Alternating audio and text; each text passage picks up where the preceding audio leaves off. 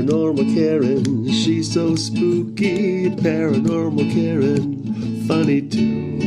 Paranormal Karen, she's so spooky. Oh, and did I mention she's funny too? Yeah, cha-cha-cha. Hey, everybody. Welcome to Paranormal Karen. It is April 9th, and I am so excited about my guest because you guys know we have so many healers on. I have been looking for a shaman for so long. I have so many clients that ask about a shaman. They want to learn to be a shaman. Well, I found Sarah Seidelmann. So excited. Looked at her website. I don't even know where to jump in. Sarah, thank you for coming on the podcast. Super excited to be here, Karen. Thanks for having me. So, and the website is called followyourfeelgood.com, folks. It'll be in the show notes. So how does one, this is one of the things, I've been in the metaphysical field forever. How does one become a shaman or find that calling? How did you start out? Well, so back in about 10 to 12 years ago, I was practicing medicine. So I was a board certified pathologist, which is a physician that kind of specializes in the diagnosis of disease. We're the doctors that sit in the laboratory and look at the microscope at all the tissues that have been biopsied. So if you had a brain biopsy or a skin biopsy or your blood drawn and they wanted us, their doctors wanted us to look at it, we're the ones who sort of determine what the disease process is, or if there's no disease, if things are benign and, there's nothing going on. Good news. Yeah, good news. There's some of that too. And I'd been in the practice of medicine for 20 years and just started feeling this kind of disconnect at work, just feeling less engaged with it. And I started getting, basically I was a paid professional disease hunter. And I really started getting curious about what makes people well, which was a little disturbing because I'm like, well, I can't really focus on that, because that's not what I'm getting paid to do. And after a lot of soul searching, I eventually took a sabbatical just to kind of figure out what was going on with me, and that summer I started spending a lot of time in nature. And, before that, medicine is a pretty demanding career, had 4 little kids. My husband's also a physician. So I've basically not seen the light of day for 12 years, I don't know, long time. And might I say, how, if only the health industry or our medical industry asked the question, what makes people well? It's kind of like, I feel like you felt guilty even asking that question. And I was like, oh my God, that's like a revelation. I know. It's true, but traditional medicine is very much set up. I mean, it was, after I left, I realized, wow, when you go to a doctor, because then months after that sabbatical, I went to my own doctor and she, spent 20 minutes asking me, have you lost weight? Do you have headaches? Are your limbs sore? All of these questions. And what they are is they're questions hunting for disease. We don't ask, are you having and there was my text. And hold on. And what's interesting about when they ask you all those questions, like, do you have a headache? Did you lose weight? You start to go, well, now that you ask, I do have a headache. And now, you know what I mean? Like, totally. Like the nature of the question can, I think, maybe make us look for disease rather than looking for what's right. I mean, of course we have to, there's a reason behind all that, but that summer when I took the sabbatical, I started spending more time in nature and I just started feeling amazing, like better than I had felt in years. I would say almost bordering on mania, because it was like, I remember standing at the end of my driveway and just saying to my neighbor, oh my gosh, like the weather is so amazing. Like I was kind of freaking out because I think I just had been so denied nature and the beauty of it all. It was kind of overwhelming me and I was just feeling a lot of gratitude. And anyway, that same summer, I kind of was feeling extremely confused, as one does when somebody's, I thought I was going to do medicine until I was 70, it was like, this is my jam. This is the plan, right? Mm-hmm. And when the plan gets disrupted and you realize you can't do that, it's terrifying because you're sort of like, well, how are we going to pay for the kids' college? I mean, if this isn't going to work for me, what's going to happen? Right. And so I was confused. stumbled into this ancient idea that the wild animals crossing our path have messages for us, which is quite a shamanic idea, kind of an ancient idea. And I was like, that's the craziest thing I've ever heard. Like that makes no sense. How could an animal have anything to do with, logically my life? In my own like egomaniacal way, right? But I was so kind of desperate. I thought, well, hell, I'll just try it, Mm-hmm. And so I just started noticing, who was crossing my path. And then I started to be like, wow, there's something to this. And sort of one thing led to another. And well, I'll share one of the first beasties that kind of, I like to call them beasties because it kind of covers everything from like a little dragonfly all the way up to deer. Yeah. Bears, lions, tigers, or also more mythical beasties like Pegasus or, the Phoenix or, things like that. I love it. Yeah. So the first beastie to really capture my attention was this walrus, and it was a taxidermied walrus that was at this little shop in our downtown, kind of a, little store. And I remember being like, okay, this is like really, I'm really enamored of this giant walrus, and had huge, like 3-foot long tusks. I mean, it was just completely arresting. I was like, okay, Mr. Walrus, hit me. I'm ready for your message, And I sort of stood there loitering in this gift shop thinking, something was going to happen. And really nothing did. I went back to visit it again because I was like, come on, like I want to know what you're trying to tell me. Eventually what I did is I started watching some YouTubes about walruses. And what I noticed about them is like, the first one that popped up was like, 80 giant walruses on a beach just lounging. And they were like, they're just completely surrendered. Like they're not trying to be something else. They're just being walruses. And they were certainly not hepped up on any kind of anxiety. Like, oh my God, where are the clams going to come from? They're going to run out. And I was just like, wow, okay. And then I also learned that they're apex predators, meaning they have little to no competition in the natural world, besides man, which, we leave him out of the equation really, because of course man wrecks everything. But yes, exactly. They might tangle with a polar bear very occasionally, but I put these two things together. This idea that like, maybe if I could manage to utterly be myself and be comfortable in my own skin, that I too would have no competition. So should I choose some new vocation, like being a writer or being a coach, or, I had some ideas I was sort of banding about at that point. Oh my God. I'm already like in awe of just that statement. I was thinking no natural enemies like Tom Hanks, no natural, that is, okay, go ahead. That just to me is like an amazing way to live. Okay, keep going. Yeah. And I mean, I think it's true. That's a truism for all of us, right? But it had never hit me. And then that idea kind of really helped me. It kind of just made me feel like, okay, maybe there's a chance. It's like a door cracked open and some light came in and I felt better. So I just started to continue to notice, okay, what beasties are crossing my path and what might be their message. If I get real curious, what might they be trying to tell me? Eventually I learned this idea that, people have a particular wild animal that is affiliated with them, and the spirit of that animal, like sort of guards them, gives them power. And I was like, whoa, okay, this is really helping me, but I think I need to figure out who that is. Who is what I've come to start calling my core beastie, like an animal that, when you emulate and sort of metaphorically live your life in the way they live theirs, you start to align with all your personal power, and you start to, you can get guidance, you can get inspiration, you start to believe in yourself as you cultivate this relationship. So anyway, I ended up taking a shamanic journey, which was, a shamanic journey is essentially a drum beating that in this particular drum beat pattern, it causes a person to go into a theta brainwave state, which is sort of the same state that we go into in REM or dream sleep. Or a meditation when you're really deep. Yes. If you're really good, like these Tibetan, people have been hanging out in the monasteries or up in a mountain for 20 years. So it's a very, like a deep meditation. And I did that. And during that experience, I encountered this mother bear.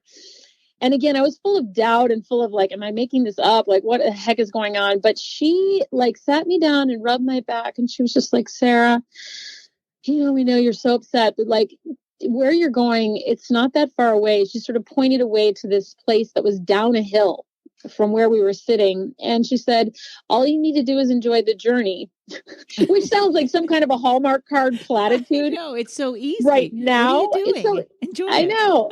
But at the time, it's just like, it was amazing. Like, I felt this love from her that I really hadn't felt from anybody, on this earth anyway. And I've had very loving parents and a wonderful childhood. So it's not like I haven't experienced love, but it was so wonderful. Like, I had tears and just felt so like understood for a moment. Wow. And when I came back from it, of course, my logical brain was like, what are you doing? You're a doctor. Like, you just need to go back to work. You just need to simmer down. This is crazy. But then another part of me was like, but this feels so good. What, there's something here. And eventually I just decided there was no way to prove it scientifically what was happening to me. But I felt like each time I went to revisit this mother bear, and each time I spent time in nature and noticed the beasties that were, that there was all this help, like this supernatural help around me all the time. Wow. Yeah. And I have I'm writing down a whole bunch of questions as we go. So I didn't want you to think you're like, well, worst interview ever, didn't ask one thing. I have like 100 questions on my piece of paper right now. The first being, so that was part of what you do. You help people find their animal, right? Yeah. A lot of people, if somebody comes to me and says, my whole life is falling apart and I don't know what's, going on, and I'm desperate for like sacred guidance. Like, one of the first things I'll suggest is I would invite you to connect with an animal in spirit form. So I'll either drum for them or send them, I have a guided meditation, which if for your listeners, you can just get that for free by jumping on my list at Follow Your Feel Good.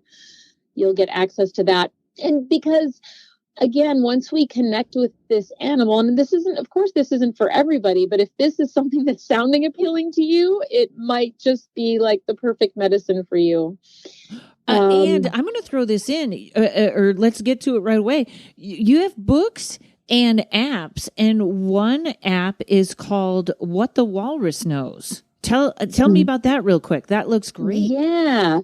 Well, so as I was like discovering the power and the amazing, like, I started sharing this with friends, and a lot of my friends are like lawyers and doctors and, smart people, and I was kind of worried about it. I was like, God, are they going to just think I'm a flake and like write me off for the rest of my life? And then they were all just like, whoa, not every single one of them, but many of them just found so much power in it. I started to share it with other people. And so eventually I decided I'm going to write a book about this, just to teach people how to do it, and also to inspire people, because, we all go through periods of life that are scary, and change can be tough to navigate. But with the beasties by our side, it helps. So the app has sort of an encyclopedic list of, almost any beastie you could imagine seeing.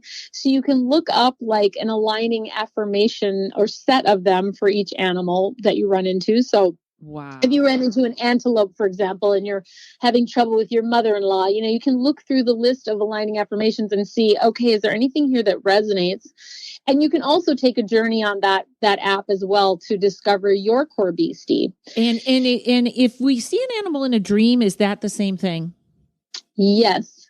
Okay. Absolutely. They can come to us in our dreams. They can come to us in Facebook. They can come to us in, somebody gives you a gift. They give you a coffee mug with squirrels on it. I mean, they have an infinite number of ways. My first one came through taxidermy. It's like, so no matter where, you don't have to live, you can be in the middle of LA or New York, and you don't necessarily.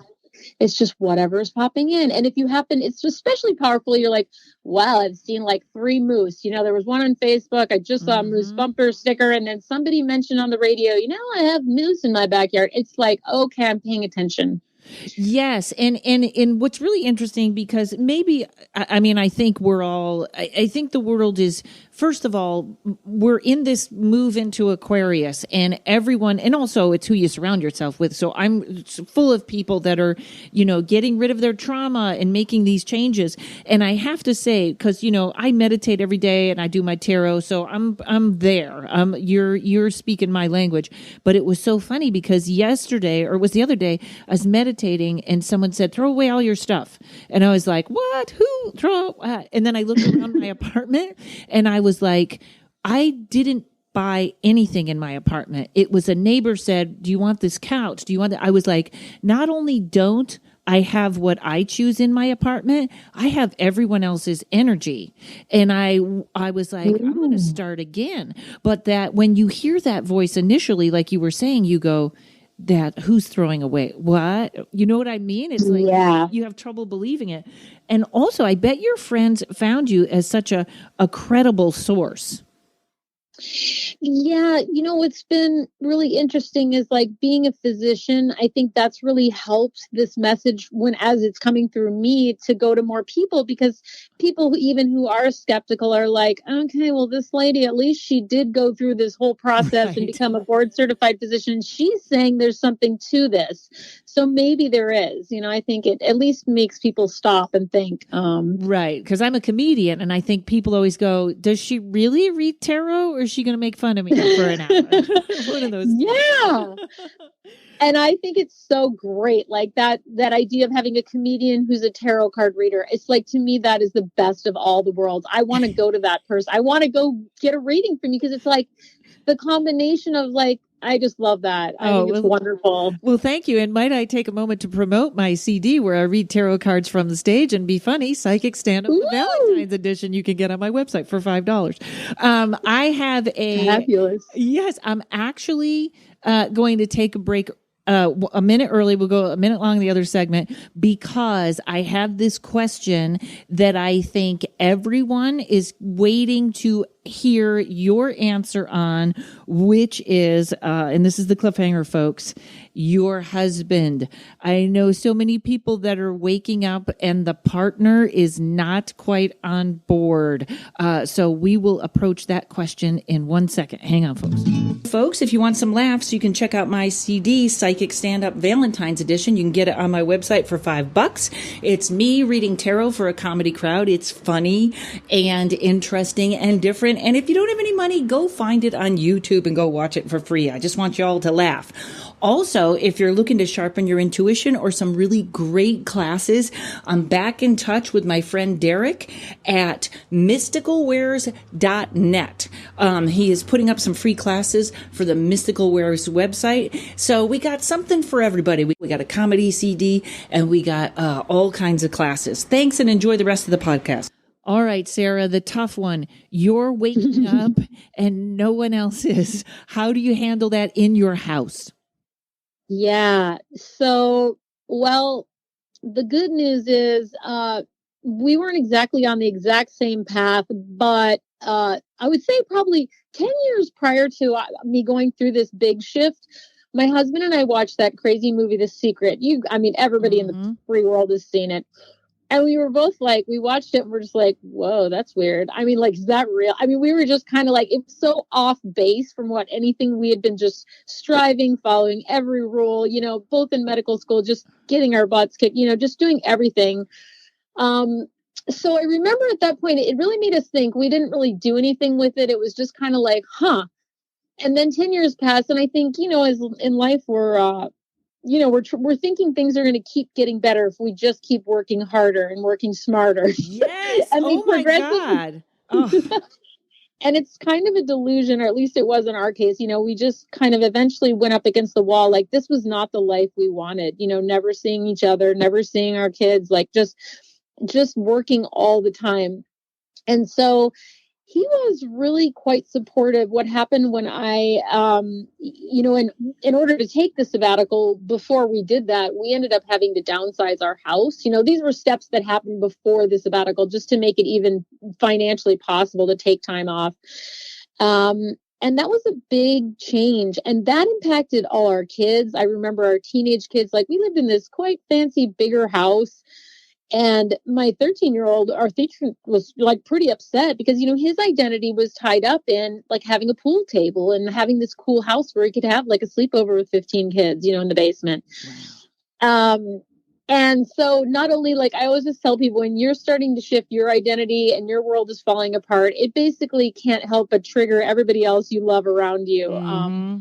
And so I think our kids for years, they talked about it. Oh, Mom, you had to quit your job. And then we had to move from the nice house into the other house, And they're all grown. They're grown up now. And I think are grown enough to realize like how happy I am and how much that's what really matters. But, and what you taught them, which is that happiness matters. That's when, when I see a client that is either so hard on their career, themselves, or their body, I'm like, you are teaching your kids this. I don't even have kids. I don't even like kids. But I think I got this point right. You are an example. So you taught your kids it's okay to change lanes when you're not happy. Absolutely. And that's what I think that was finally, I felt so guilty about thinking about leaving medicine, and most people, most of my clients that come and are considering a massive career change or, leaving their partner or whatever the big catalytic change that they're contemplating, like most of us feel guilty that we're being selfish by going after what we want. But that's where the one quote that really saved me in this was, when Marianne Williams said, it's like when you do this, when you decide to basically follow your own dream, you unconsciously give others permission to do the same. So it's kind of like once you shine that light and you are that example, it's like it just your whole life and existence gives everybody else permission to go around and take care of whatever they need to take care of. Yes, and as someone that's contemplating a facelift, it makes you look younger. Oh man. And okay. But thankfully, my partner was supportive, and he's been sort of on a parallel spiritual path of finding what it's all about and doing his own work. So I'm really fortunate that way. Okay, that's great. And I do love that. I always tell people, I think our relationships are like a tug of war. So if you're going to let go of the rope or pull harder, the other person is going to have to move. So that is good about the unconscious. So, and actually you do, I'm very focused on shamanic stuff because that's sort of my vibe right now. But you do so many things. You kind of do life coaching, you teach classes, all that stuff. And we're going to kind of hit on that in the third part. But so you're on this journey, you get it, you're like, I need these changes. And then did you actually go to see a shaman, or who sort of tipped the scales like, oh, this is the way I need to start?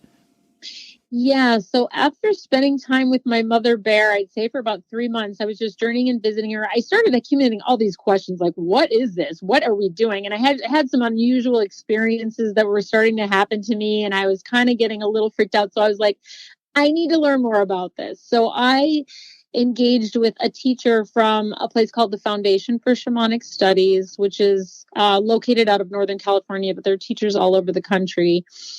And took a class and started to learn more about shamanic practices and traditions all over the globe.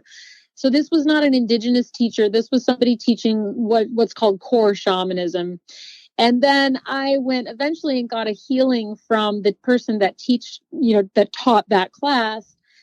And eventually, and I found that so helpful. And then I eventually, did more training. And now I have, now that it's been 12 years since all that sort of stuff happened. And I've had many different, both indigenous teachers and non-indigenous teachers, and have just been continuing to learn. And I find shamanism, shamanic work is much like medicine. It's just this endless frontier of there, you could never stop learning. There's always more to learn. And quite amazing. And okay, so and now one of the things that sort of fascinates me, I did hear someone talking about this on the radio, and it made no sense, and I'm a bad driver, so I turned it off. But I will ask you, explain the drumming, or I know, like just recently, I've been reading tarot professionally maybe 5, 6, 7 years. I don't know. I always did, but now I'm to this point where I sit down and I do 4 to 5 readings a day, Monday through Thursday. And right. And God bless the business that I have. Thank you, everyone. But I was never all of a sudden, I'm very in tune. You have to cleanse between. There's something in your apartment. You got to get it out. Like I was never as in tune. I don't know if that's me or the time, but I feel like now, like sound bowls, or it's first of all, I guess this is a 2-part question. Explain frequency maybe of how that helps when you drum. And also, are we in a changing time right now? Do you feel that, or you've sort of just been on this journey, so it's always been a changing time? Yeah, that's just a really interesting thing. So yeah, I mean, everything is sound and vibration. And so in shamanic work, the drum itself, that sound and that repetitive, the sound waves that are created by the drum are really what carry you on these journeys into the realms of spirit.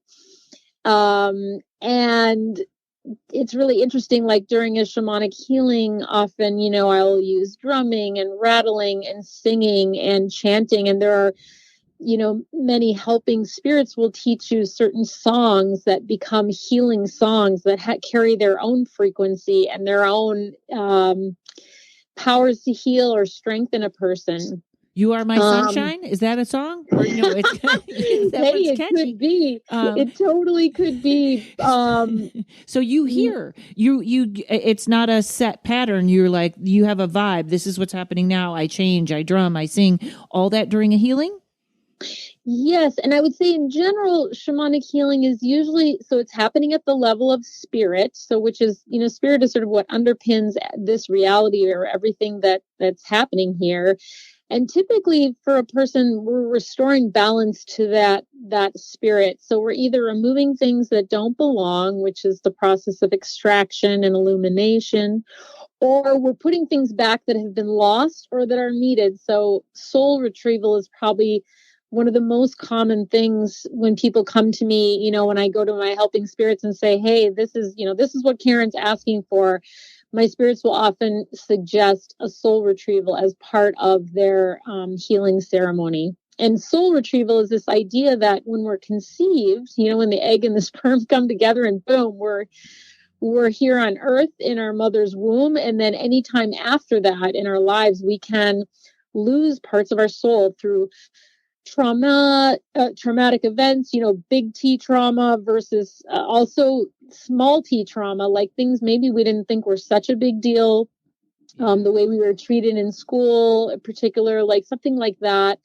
Sometimes we give part of our soul away to another person out of love and compassion because we feel they're struggling. There is such a concept of soul stealing, which is sort of, it sounds like a terrible word, but like an example might be a mother who loves her son, and then this guy goes off to college, but she hangs on. She doesn't let him go. She doesn't let him grow up. And so that can happen. Sometimes when people die, they take a part of us and we willingly give it to them. And so sometimes that's how the soul parts come back. Yeah, it's not a nefarious thing. It's a thing. It's a thing. And just awareness does a lot for us. Once we know that we're capable of sort of soul stealing, we can ask ourselves, am I hanging on to it like an ex-boyfriend or an ex-partner? Or am I holding too tightly onto my child? Do I need to have a little ceremony to release them and set them free to live their life, And it's all intention, right? Yes, absolutely. I think we and forget awareness. That. Yeah. Mm-hmm. Awareness, this is, I apologize if I'm all over the map with questions, but that's how I fly by the seat of my pants. It's like when people, so good. I used to say to people, my apartment's a mess. Now I apologize. And now I just say my apartment's a mess. That's how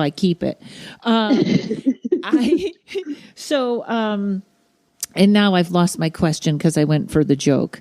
It's all good. Yes, it is. Maybe it was a dumb question. There are no dumb questions, right? Okay, I'm gonna hold off and try. Hang on. We tend to think, even in protection, I talk a lot because I do paranormal, which is really kind of the negative side, and I talk a lot about protection. I think that's when we tend to doubt ourselves that intention can actually do something. And I also find, I really started a really great therapy this year. And I find the more I uncover, the more I am aware of my shadow side, the better a reader I am. It's like it kind of unblocks. Does that make sense? Absolutely. Yeah. For sure. In the shadow, like, I think the best thing that I've learned about that is like, look at it, know it's there. We don't have to stare at it. We're never getting rid of it. But, we all are of the nature to be jealous, jealous, filled with rage, angry, whatever it is, vindictive, and it's just trying to escape that's impossible. But we can be aware, and then we can mitigate it by, laughing at it or diffusing it or just saying it out loud. Oh, yep, there it is. I'm jealous. And then finding out, well, what can we do about that? Yeah, and I always feel like that's a comedian's job is to my job, is to make bigger mistakes than you do, so you can laugh at mine and bring them out into the open. Because I like what you said about let's not stare at it, because there's sort of the dark night of the soul, there's the dark side, and I think sometimes I know I tend to try to overheal, like almost like, oh, I'm passive aggressive, I'm full of rage, and then is there more? Like I've got to find more, and that's probably not healthy, right? Right. It's like we also have to pay attention to what is good, kind of like the whole idea at the beginning, like hunting for disease. If I focus on everything that's wrong with me, I can't ignore if I've got a pain, but at the same time, I want to mostly focus on, what is going right with me today. I'm feeling pretty energetic. Whatever that is. And the shadow that's just not pleasant work, because I think in our society we're told like be a good little boy and be a good little girl and like never have bad thoughts, and especially in the new age movement or the life coaching movement, it's like love and light and everything's so positive, and it's like we cannot ignore or bypass these things. We kind of have to, and I think comedians are the best. I mean, it's always there's that, I'm sure you've heard of the term the heyoka. No. So in the North American native traditions, there is this idea of a sacred clown, or the heyoka, which I believe comes from the Ojibwe language, heyoka. And this is the person that would ride in, like show up at the sacred fire, like naked or take off all their clothes and start saying outrageous things about people in the community. And just like that's blow my the whole lid. Act. That's my whole act. And blow the lid off everybody's secrets and like say it out loud and like horrify people, because they were like, oh my God, I can't believe they're doing this, But then it was so healing, because often, we get so serious or we get so thinking we're so high and mighty and we're so perfect. And then to have somebody basically out us for whatever nasty behavior, And so their job was sort of to restore balance by, popping the balloon of the false reality that we fancy ourselves to be dwelling in or living in. So that's why I've always thought of comedians as these sacred kind of truth tellers, that like it's uncomfortable. My sister's a comedian, and oh my God, there's been times she's done material on me and I'm like, oh God, it's just so cringy. But then, and of course, it's always caricatures, right? It's not all fully us, but there are parts of it when it's really cringy that are true. And then it's like, well, I need to look at that.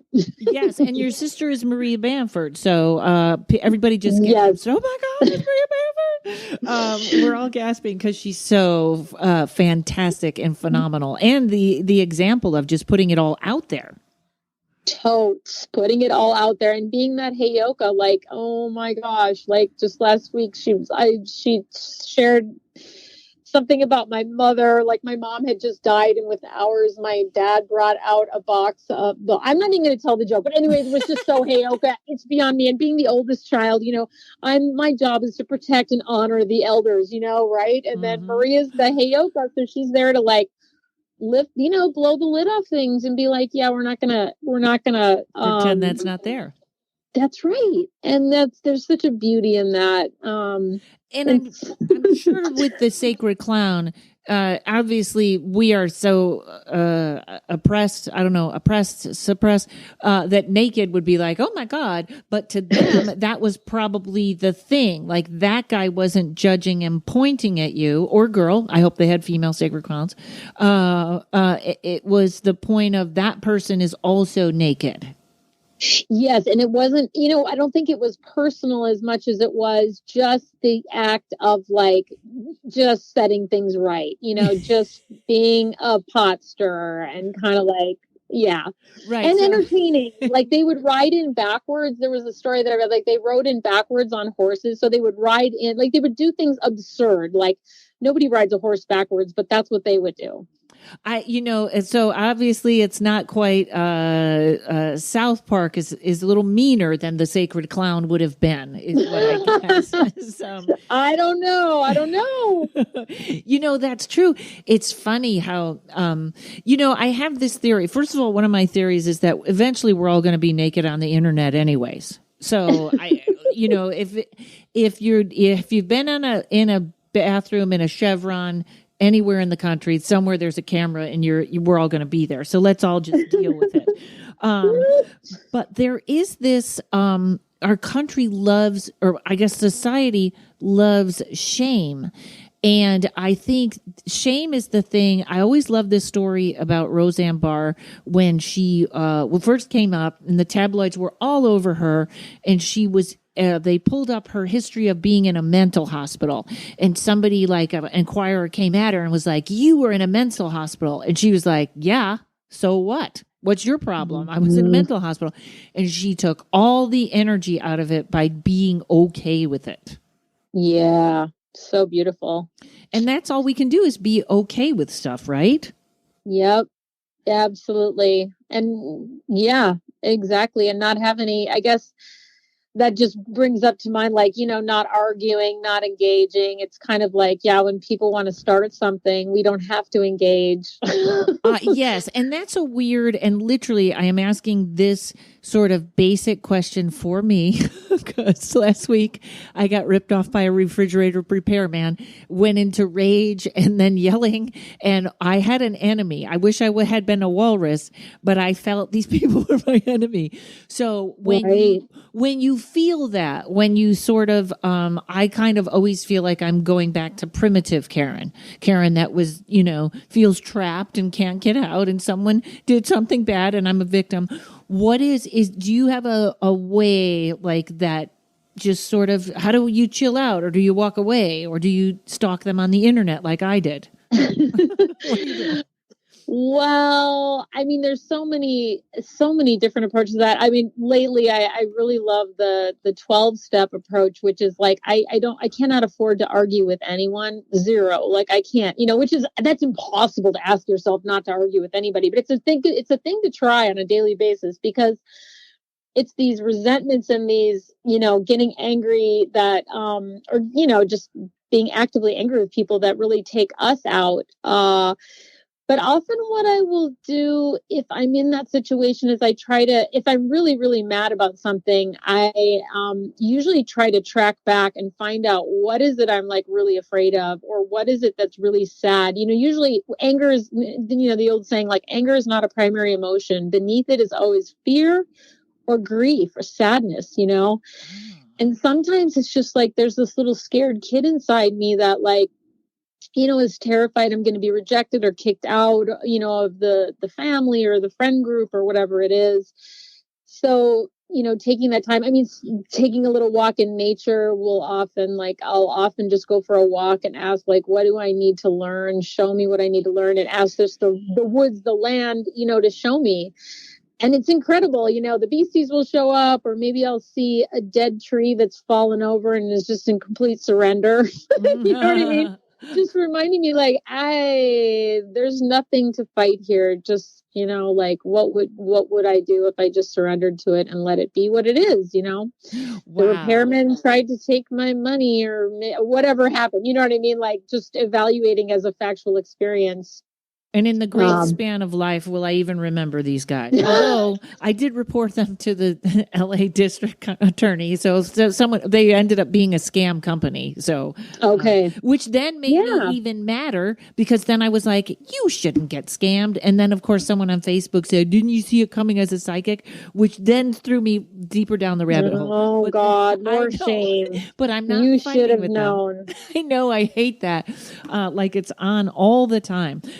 Okay, folks, we're going to take a break and then we're going to look at some of the courses that you offer and everyone's going to sign up for your email list. Followyourfeelgood.com. Hang on, folks. We'll be right back with Sarah Seidelmann. Psychic teas, spelled with a Z, are scrumptious herbal combinations with antiviral and anti-inflammatory properties. Without sugar or caffeine, psychic teas won't mess with any medications and are designed by a naturopathic doctor. Many testify to positive results. Detox chakras and psychic tea blends enable bodily functions with superior efficacy, while more love and champagne blends support awareness of subtle joy and bliss. The CBD's teas are magical with myriad healing effects. There are 20 servings per package. A little dab'll do ya, and you can drink it hot or cold. Psychic teas taste so good. Replace coffee, use as a bedtime ritual, or even flavor a meal or dessert. The people behind the product are righteous and kind. Psychic teas will blow your mind. Totally worth the investment. PsychicTeas.com. Okay, we're back. So first of all, I love, and you said in this last bit, you were talking, this is getting to be two things that I really like, is that the love and light is out. Like just that phrase or all of that is out, that we're all things. Authentic self is all things and none of them are perfect. Sometimes I do a tarot card of the day on Facebook and I try to keep positive words. And then sometimes I'm like, we'll use some negative. You have Life Pirate Academy, which I love the word pirate. I think I had a scary pirate ghost in my apartment once, just for a minute. And I actually, on one of my podcasts of predictions, I was like, I think pirates are coming back. So maybe it's these good life pirates. What is that? Tell us about that. Yeah, that's a digital course where it's sort of like you can binge watch it and do it all in a weekend, or you can do it, one section at a time. But it's me sort of imparting my most important sort of tips for if you want to find work that feels really good. And, if you long to love what you do and how you do it, this is my course. And it sort of has a bit of a salty, twist. And it's sort of, pirates. A lot of people are like, oh my God, pirates are evil. They actually hurt people. And I'm like, what I mean is like that spirit of sort of the Johnny Depp, who is this sort of benevolent sort of, wreck of a person who's, getting epic shit done, but is not like, is doing it in sort of a rakish and loving manner. Mm-hmm. And so it's sort of a lot of humor and a lot of self-examination and a lot of, just helping you to reconnect with that inner core of yourself who is clear, confident, unafraid, and quite life piratey, ready to get out and sail, take the ship and sail it out of the port, like whatever's that Louisa May Alcott, my ship was not made for staying around here. Like it was meant to sail the seven seas, people. I love that. And it's scary. So this little digital course is and I think it's on sale now for like 50% off or something like that. So it's good timing to mention it. Oh, great. And you know what else? Pirate is again one of those words that like that to me rings of freedom. That know, and freedom is a big 2021 is a numerological year 5, and it's about change and freedom. And what does freedom mean to you? And this is why also I feel like it's so timely is I think, again, maybe it's my life, but people seem to be very aware of what they think they're responsible for, and 2, who they think they're responsible to, and even stuff, like I keep talking about stuff. So freedom and just being that, like, be the pirate that jumps on the ship and maybe, steals from the rich and gives to the poor. Not necessarily, but it's not a bad word. There are no bad words. Yeah. And I think freedom is it. Like, how can we connect with that, going back to that word frequency, like, what is your frequency and what would it look like to live your life purely expressing your frequency? Like, do you get an image? Do you get a feeling? Do you get a sound? What does it look like? And when you express yourself from that frequency, it's like, we can't wait. I mean, we are dying. We are so thirsty for that. Like, we're wanting us all to come into our own frequency and express it, because that's when things can get really interesting, really beautiful, really entertaining, really wow. Yeah, unique. It's funny that it just occurred to me, because once I get started on something, it's very hard. I try to take on things I'm not good at, because sometimes my own worst enemy is me, in that if I can't be good at it, why am I doing it? And that's not a fair statement. Amen. Yeah. I mean, I don't go out looking for things that are going to be hard, but most of the things I want to do have a hard element. Well, I like to surrender into, just do it then. If you're not competing, just do it. Just try it. Like, that's why I'm so fascinated with art, is you can't say it's good or bad. Yes, I've been doing a deep dive into art this year myself, and my favorite teacher, oh my gosh, it was so powerful. We took this weekend class, right? We're all painting these huge paintings in this room. Do you know what the rule was, Karen? What? Nobody could mention anything about anybody's paintings. Ooh.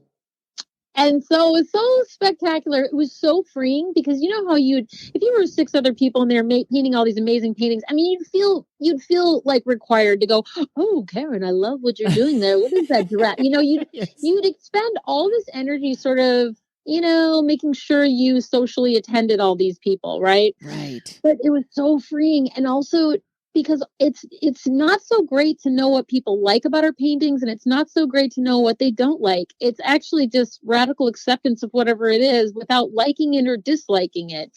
That's so powerful. And I've started incorporating that in my classes. And oh my gosh, the first one I did just a month ago, it was style and fashion, and which sounds weird for a shamanic practitioner, but hey, that's what we did.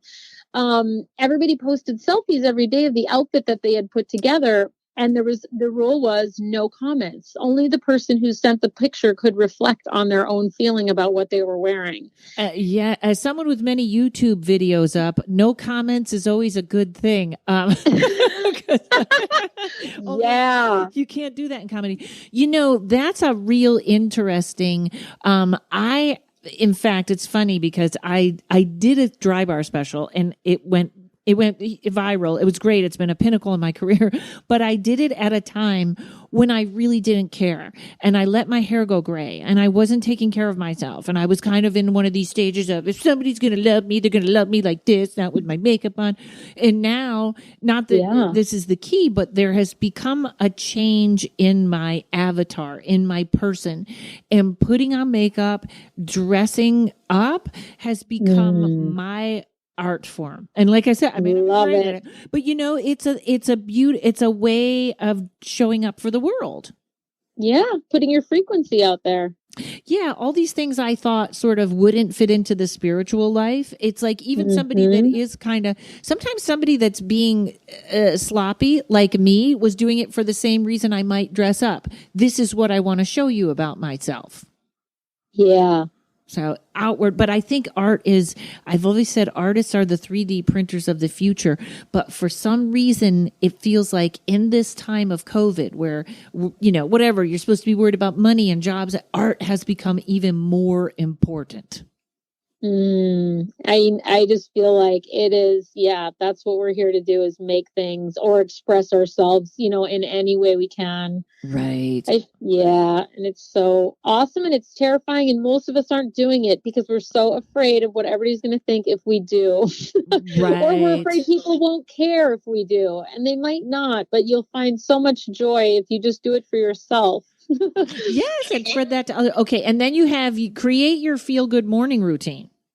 Yes. Oh, that class, I need to teach that again and again, because I think, having a little stack of habits in the morning is absolutely life altering. Most of us think, we need to go take 6 months off to create our master work and write our novel and quit our job and all this and that. But it's really the power that class teaches, the power of 5 minutes a day of something, and how that can add up and become a body of work and really bring us into higher integrity with ourselves. And it sounds sort of boring, but it's the most exciting thing I've discovered in the last 5 years. I mean, I just get pumped talking about morning routines. So I love that. Yeah. That and 100-day projects, those get me going too, because that's just something so small and tiny that you can do every day for 100 days. And when you look back and if you complete it, you will be like astonished at what you made. That's I'm a very I probably something I should tone down a little. Like when I did ayahuasca once, they kept going, throw away your to-do list, it's too big, it's too you're too married to it. But in a way, now that it's very small, it's the greatest thing ever, because I said at 5:00 you're done. You do not even look at the list after 5. And that is, for some reason, mine, I think because there's 78 tarot cards, 78's my number. But I was just thinking, if I learn one thing about astrology every day, in 78 days, I'll know 78 things I didn't know. So yeah, I love that. And 5 minutes, anybody can do 5 minutes. Yes, exactly. And our ego won't get all hacked off and like, I'm not doing that. It'll let you do something for 5 minutes, most likely. Meditate, folks. Even meditate for 5 minutes. Yes. And it'll restore your faith in yourself, which is, I think, what most of us have lost along the way, because we've been beaten down by the challenges of life. Exactly. And so then the next one is Get Sourced, which is a guided introduction to shamanic journey. Yeah, so that's for those of you who are listening and you're like, yeah, I'd like to get a core beastie. Yeah, I'd like to go on a journey. I want to talk to the walruses. Like, that's a great course. It's about 2 hours and there's a group. So you kind of get to go on a couple guided drum journeys with me, and then you'll get your own experiences and also get to see what other people experienced on their journeys. So It's a great primer for this world of shamanism and shamanic work. And once they get it, can they watch it a bunch of times? Heck yes. All right, perfect. Because that's what I did with my tarot class. I was like, it's yours for life. Although I had to change passwords about 10 times because people stole it. But basically, I want you to have it for life. Hero's Journey Facilitators Kit. What is that? Oh, that's for people who are like, maybe you're a freshly hatched life coach, or you're somebody who's like a yoga instructor and you want to like take people on transformational retreats, like an evening of it, a weekend of it, or maybe travel retreats. This is kind of like, almost like, remember those how to host a murder party kits in the 80s and 90s? This is like how to host a transformational retreat. It gives you the script, all the materials, all the lists, and it's just, so you don't have to worry about how long is this going to take. It all spells it all out. And I give like a 2-hour retreat and then a weekend retreat. And yeah, you can sort of just all the instructions on how to do that. And then you can, of course, make it your own, which a lot of the people have. And that's been really fun for me to see. We have a group on Facebook, so you can also join and kind of share in how you're going to do it. Yes. And I love that we've gone from murder to soul retrieval. That's yes. We're going the right way, people. That's good. Born to Freak. I just pulled it up. I love the name, first of all. A salty primer for irrepressible humans. Yes, this is a love letter that I wrote to all the people who have received a diagnosis like myself from the DSM-5. We must be on the DSM-12 by now, but ADHD, depression, bipolar, Asperger's. If you're on the spectrum somewhere in there, this book is for you. And it's a lot of funny stories from my own life and some tips and sort of concepts that I have found just really helpful to help you really embrace all that you are and see it as a gift so that you can share it. Now, I have a weird question. Since it's a spectrum, aren't we all kind of on it somewhere? I mean, personally, between you and I think we're all born to freak, which means, we've come here to restore balance to the world by expressing all of our strangeness. But maybe not everybody relates to that. But I do think that we're all in this, but yeah, we all have elements of bipolar and ADHD. And, of course, clinically, they have all these criteria and all these, rigid rules about it. And we'll all, we're all degrees of everything. Yeah. I fully agree. I get very afraid when labels come up, because once someone gets that label, they start living their life through it. It's true. I mean, for me, getting the label of ADHD was really kind of freeing in a way, because it finally helped me to understand, oh, that's why people act the way they do around me, or that's why people get upset with me, because I can be a little cut to the chasey, and people don't always like that. They might want to process, things like that. It just helped me to understand myself. But I agree, like, labels can be really confining, but sometimes it helps to just, to sort of recognize where, how others might experience us. I think I like the label and transitioning or helping. It's like, I get very, very stuck on this. A couple of people I know that had near death or astral experiences were saying how, they would always come back with that we've misdiagnosed schizophrenia, that it's not a disease, it's people seeing through dimensions. And I heard it in 2 or 3 different places. And I know somebody talked about how Native Americans, I think, used to have a way to, like, they would teach that person to focus in on this dimension. So it was almost like, it was not a freak thing, it was like an honorable thing. And I always find that interesting. As for, we quickly put a label on it and was like, these people have to go. Right. But it really, I think the more we get to healing and our roots and stuff, we find, well, I guess if you go back too far, they thought if you had a seizure, you were possessed, which we don't want to go back that far, but you know what I mean? Well, in many cultures, those who had seizures were people, they believed that when they were seizing, they were actually in the spirit realms, and that many of those people became shamans in their own cultures. Oh, great. Someone did it, right? Yeah, there was something that really transformed the way that I read, basically something, there's a shaman, Malidoma Some, who he wrote basically that in his village in, I believe he was Namibia.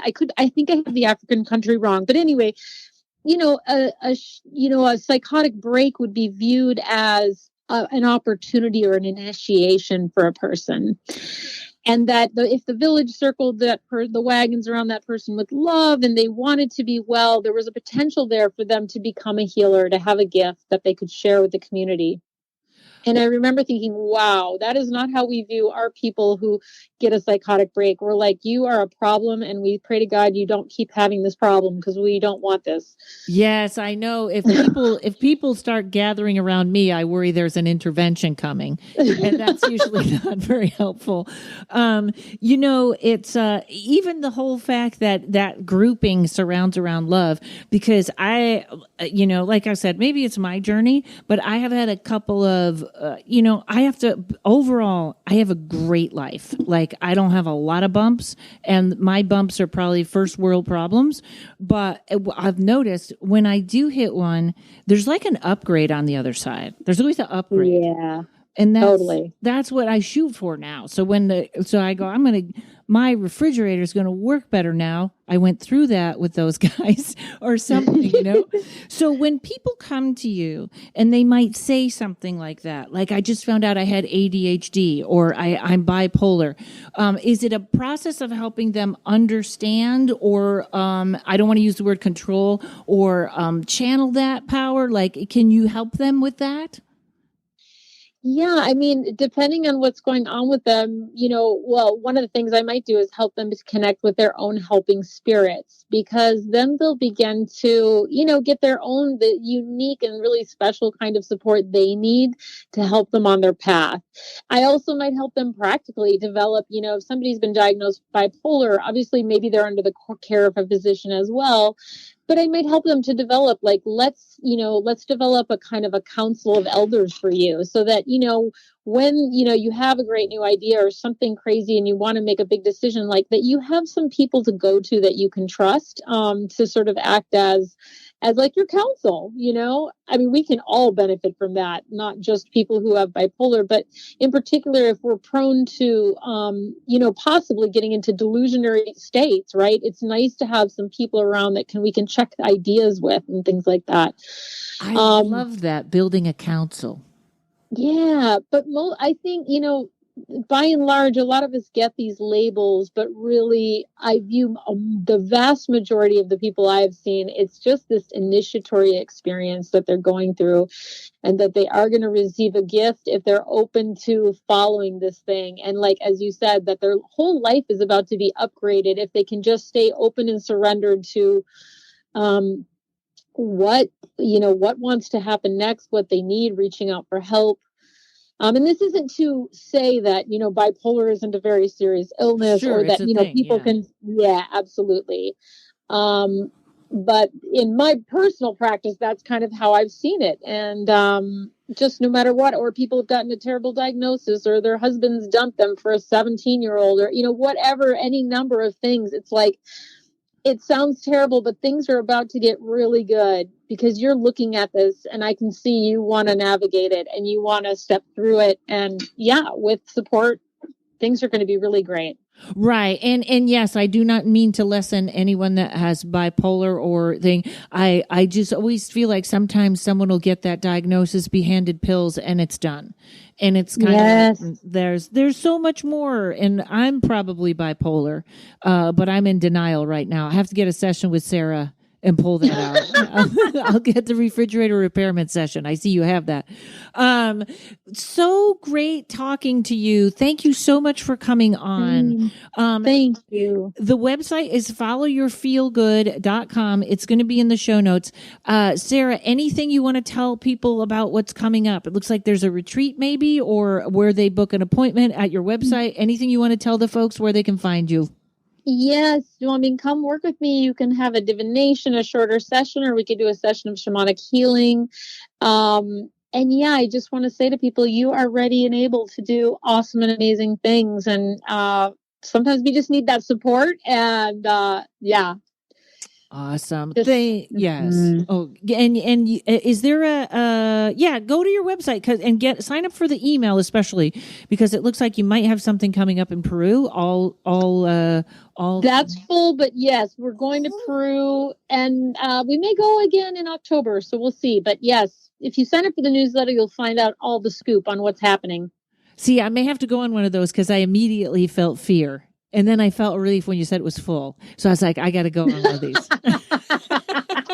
Phew! Everyone covered me from finding my real self. Thank you, Sarah Seidelmann. Followyourfeelgood.com. Everyone, I hope next month you're going to see me in Cape Cod, where I am working for 3 months doing a show. Although everything keeps changing minute to minute, check my website. Also, thank to Mike Flynn at Uno Rising Media. And everybody have a great day. Make an appointment. Feel good. Find your beastie. All that. Bye, everybody.